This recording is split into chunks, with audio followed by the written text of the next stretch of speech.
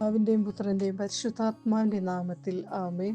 ഇന്നത്തെ ഒന്നാം വായനയിൽ നാം കാണുന്നത് ഇപ്രകാരമാണ്: മോശയുടെ ത്യാഗത്തിലൂടെയും പ്രാർത്ഥനയിലൂടെയും ദൈവം ഇസ്രായേൽ ജനത്തെ യുദ്ധത്തിൽ രക്ഷിച്ചു എന്നതാണ്.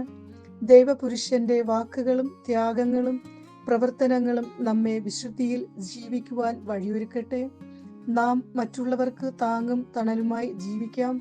ഇന്നത്തെ രണ്ടാം വായനയിൽ വിശുദ്ധ പൗലോസ് നമ്മെ ഓർമ്മപ്പെടുത്തുന്നത് ദൈവവചനം പരിശുദ്ധമായതിനായി പ്രചോദിതമായി എഴുതിയിട്ടുള്ളതാണ്.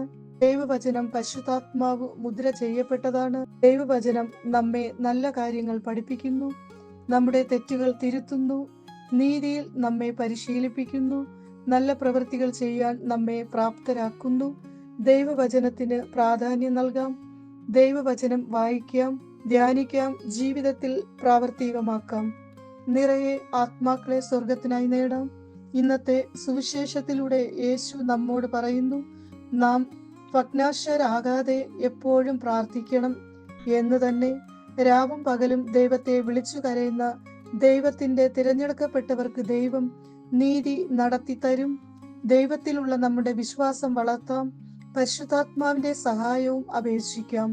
സന്തോഷത്തിലും ദുഃഖത്തിലും നാം ദൈവത്തിലുള്ള വിശ്വാസം ഒരുപോലെ നിലനിർത്തിയാൽ ജീവിതം അനുഗ്രഹിക്കപ്പെടും.